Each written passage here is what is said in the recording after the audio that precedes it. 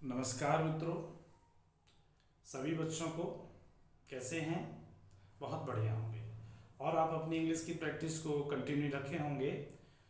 जो अपनी सीरीज चल रही है वन वर्ड सब्स्टिट्यूशन, उसमें उसी सीरीज में इट इज़ अ पार्ट 4 आपके सामने है। आज हम फिर 10 वन वर्ड सब्स्टिट्यूशन को समझेंगे, याद करने के तरीके देखेंगे और पीछे का हम प्रैक्टिस करते रहेंगे। इसी में देखिए आगे, the first one word substitution of today class is want of rain. Want of rain, तो यहाँ बच्चा क्या समझेगा कि वांट मीन्स क्या होता है। वांट मीन्स होता है चाहना। क्या होता है? चाहना होता है। ये वर्ब है, लेकिन यदि इसके पीछे प्रीपोजिशन ऑफ लगा दी जाए, क्या लगा दी जाए? प्रीपोजिशन ऑफ, तो बच्चा आप जान रहे हैं कि जो फ्रेजल वर्ब होती हैं उनकी एक्शन के पीछे अगर हम प्रीपोजिशन लगा दें तो उनकी मीनिंग चेंज हो जाते हैं। वांट ऑफ का मतलब होता है कमी। क्या होता है? कमी होता है। जैसे हम एक लें, लुक मीन्स क्या होता है? लुक मीन्स होता है देखना। क्या होता है? लुक मीन्स देखना। अगर इसके पीछे लगा दिया लुक आफ्टर, तो इसका आशय हो जाता है देखभाल करना।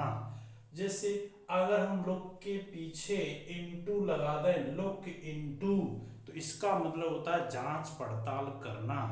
तो मेरा कहने का आशय ये है कि इस वांट को देख करके आपके मन में चाहने वाली हिंदी नहीं आनी चाहिए, सेंस नहीं आना चाहिए। ओके, वांट ऑफ रेन का मतलब है जहां पर वर्षा की कमी हो।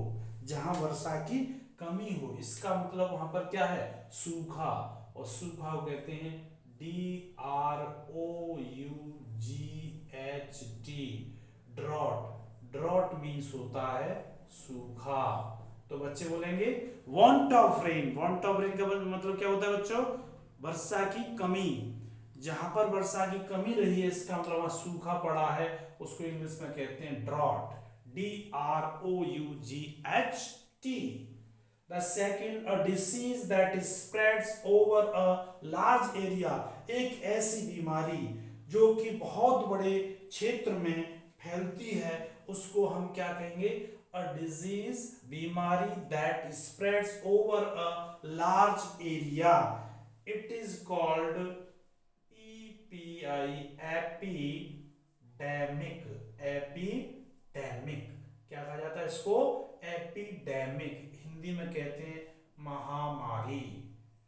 एक आपको पता है कोरोना आया था, दैट इज नॉट एपिडेमिक, उसे एपिडेमिक नहीं कहेंगे।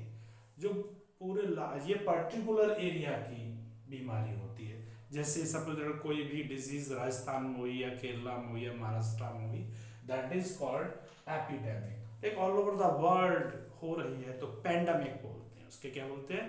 मैं नहीं मानता हूं ऐसा कोई बच्चा होगा जिसने वर्ड पेंडेमिक नहीं सुना होगा। Okay, articles sent from one country to another. अगर हम सामान को एक देश से दूसरे देश में भेजते हैं, अर्थात हम उसको बेचते हैं, दूसरा देश खरीदता है, तो इसको आप बहुत ही नॉर्मल वर्ड है ये, एक्सपोर्ट। क्या करते हैं? इसको एक्सपोर्ट करते हैं। हम एक्सपोर्ट कर रहे हैं, निर्यात कर रहे हैं। क्या कर रहे हैं? निर्यात कर रहे हैं। एक्सपोर्ट करना, निर्यात करना। आर्टिकल सामान, सेंट फ्रॉम वन कंट्री, एक देश से दूसरे देश को जब भेजे जाते हैं, उस व्यापार को हम कहते हैं एक्सपोर्ट। किसी अच्छे देश के लिए, स्वस्थ देश के लिए, धनी देश में एक्सपोर्ट ज़्यादा होता है। जब हम किसी दूसरे देश से सामान लेते हैं, उसका वर्ड है इंपोर्ट। क्या वर्ड है? इंपोर्ट है। वो भी इसी सीरीज में आगे आएगा, लेकिन इसके साथ जुड़ा हुआ सब था, इसलिए हमने डिस्कस कर लिया। That is fit to be eaten, जो खाने योग्य हो। क्या हो? खाने योग्य हो, जिसे हम खा सकें, दैट इज कॉल्ड एडिबल। क्या होता है? एडिबल, खाने योग्य। खाने योग्य। तो यहां पर एक चीज बच्चे देखेंगे, एक एडिबल होता है, एक ईटेबल होता है। दोनों में क्या डिफरेंस है? देखो डिफरेंस है, दो वर्ड बने हैं तो उसमें डिफरेंस है। क्या डिफरेंस है? एडिबल का मतलब होता है ये जो चीजें होंगी या वस्तु होंगी उनको हमें पकाना पड़ेगा। जैसे कोई ऑयल है तो उस पर लिखा है एडिबल ऑयल, ये नहीं है कि ऑयल लो और पी लो इसको, नो नो नो नो, ठीक है। इसका मतलब है वो जो ऑयल है उसमें जो एडिबल ऑयल लिख रहा है उससे आप उसका यूज फूडिंग में कर सकते हैं। जब खाना बनाएंगे, जब वो कुक होगा उसके बाद उसे खा सकते हैं। ईटेबल चीज को आप तुरंत, जैसे समोसा ईटेबल लेंगे और आप उसको खा लेंगे, ठीक है। ये एडिबल का मतलब है इसके बाद कुकिंग करनी होती है, उसके बाद वो खा सकते हैं आप उसे, समझ गए। Edible spelling EDIBLE, that is fit to be eaten, edible. A selfish person, एक स्वार्थी व्यक्ति, कैसा, स्वार्थी, who always thinks of himself, जो हमेशा अपने बारे में सोचता है। इनकी संख्या आपको ज्यादातर मिलेगी अपनी सोसाइटी में, लाइफ में ऐसे लोगों की संख्या बहुत ज्यादा होती है। अ selfish person who always thinks of himself, जो केवल स्वयं के बारे में सोचता है। इसको इंग्लिश में बोलते हैं ईगोइस्ट। क्या होता है, ईगोइस्ट। ईगोइस्ट स्वयंवादी होता है, जो केवल अपने बारे में सोचता है। इसको हम कहेंगे, हिंदी लिखना चाहे अहमवादी। क्या होगा, अहमवादी, यानी केवल अपने बारे में सोचता है। इसी के साथ एक और इसका पर्टिकुलर थोड़ी सी स्पेलिंग में डिफरेंस है बच्चों, वो स्पेलिंग होती है EGOIST, ईगोइस्ट। ईगोइस्ट ईगोटिस्ट होता है, ईगोटिस्ट वर्ड होता है, ईगोटिस्ट जिसमें टी लग जाए, जिसमें टी लग जाए।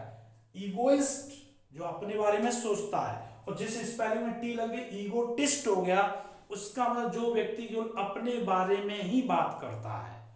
ऐसे लोग अपनी तारीफ बहुत करते हैं, ऐसे घुमा के बताएंगे।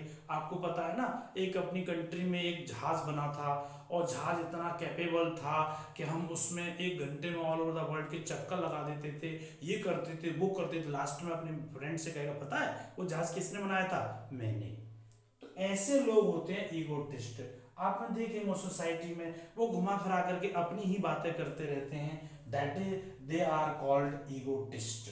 और जो अपने बारे में केवल सोचता है ईगोइस्ट होता है, ठीक है।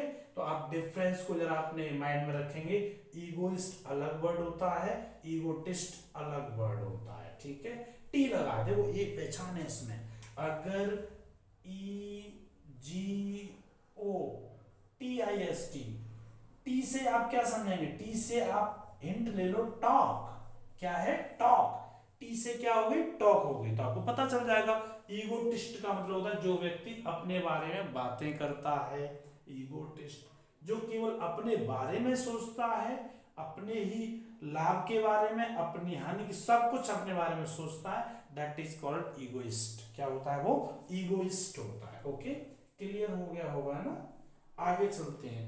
फिट टू बी चूजन, ऐसी वस्तु या व्यक्ति जिसे चुना जा सके, उसको हम क्या कहते हैं, उसको हम कहेंगे, आपने देखा होगा एलिजिबल होती है, एलिजिबिलिटी बनती है, एलिजिबल,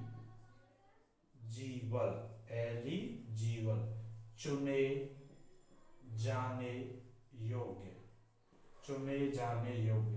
हिंदी को केवल आप वर्ड्स को प्रोनाउंस करने के लिए सपोर्ट कर सकते हैं, अदरवाइज हिंदी की कोई ज़्यादा इसमें ज़रूरत नहीं होती है।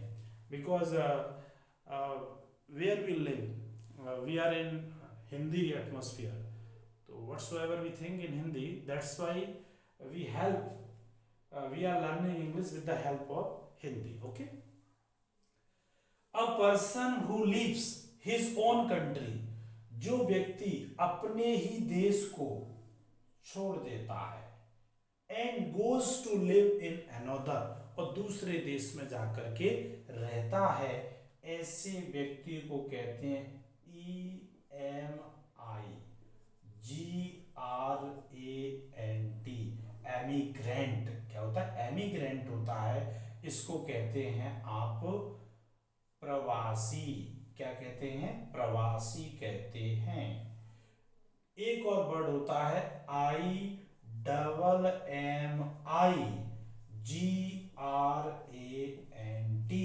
एमिग्रेंट। इसको कहते हैं हम क्या, आवासी। अब दोनों की स्पेलिंग में हमें कंफ्यूज करेगा जब भी हम कहीं कंपटीशन देंगे कि हम इसे इमाइग्रेंट लिखें या एमिग्रेंट लिखें। तो देखिए इसकी एक पहचान है, ई से पहचानो।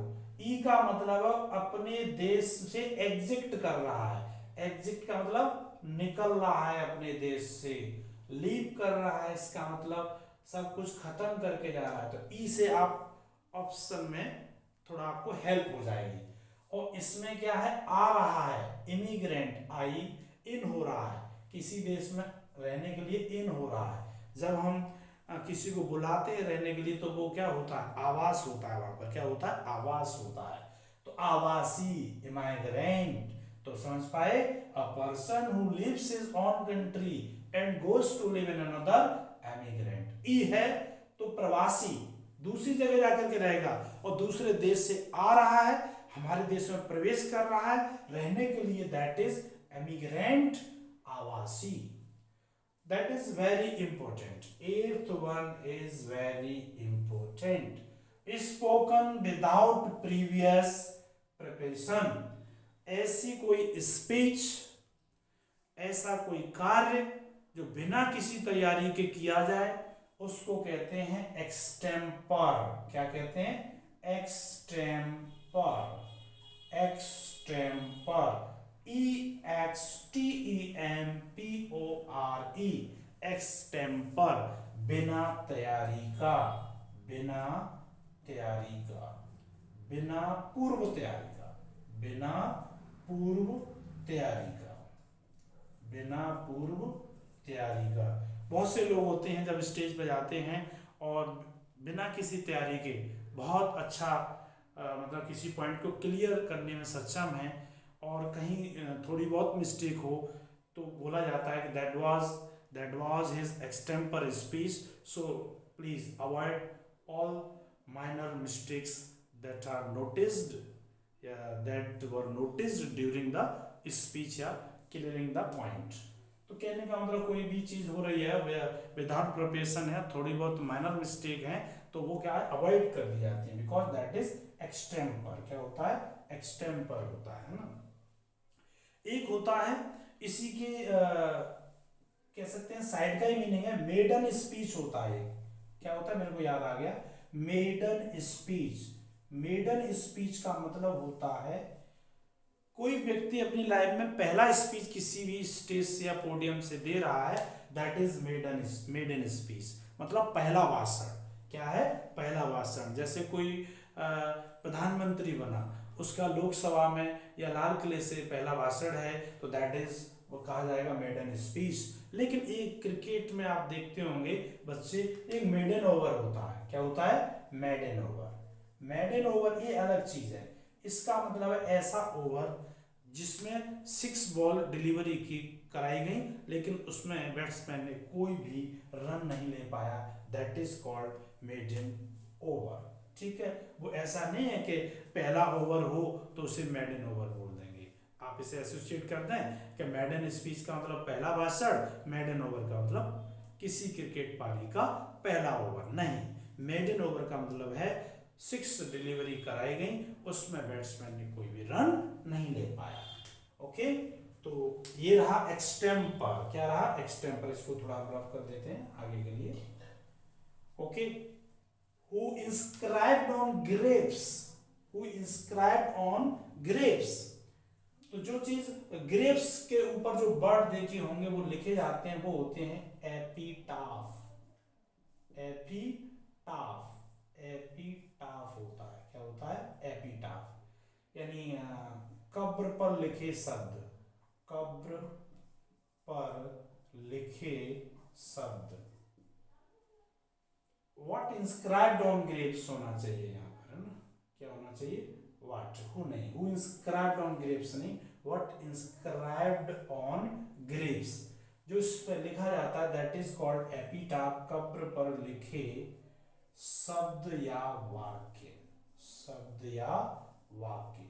जो भी कब्र पे लिखा जाता है, आप जानते हैं चर्चयार्ड में जब लोगों को दफनाया जाता है उसके ऊपर एक वाइट स्टोन लगा होता है, उसके ऊपर लिखा रहता है that are called epitaph. One who believes in fate, ऐसा व्यक्ति जो भाग्य में विश्वास करता है, सब कुछ वो मान के चलता है कि भाग्य में जो होगा वो होके रहेगा। फैटालिस्ट, फैटालिस्ट होता है, क्या होता है? फैटालिस्ट होता है, जिसे कहते हैं भाग्यवादी। क्या बोलते हैं? भाग्यवादी। कि मेरे या किसी के जीवन में जो कुछ भी हो रहा है ओनली वो क्या है? फेट की वजह से, यानी भाग्य की वजह से। भाग्यवादी होता है, वो कर्म में विश्वास नहीं करता है। एक बार रिकेप ले लेते हैं इसका।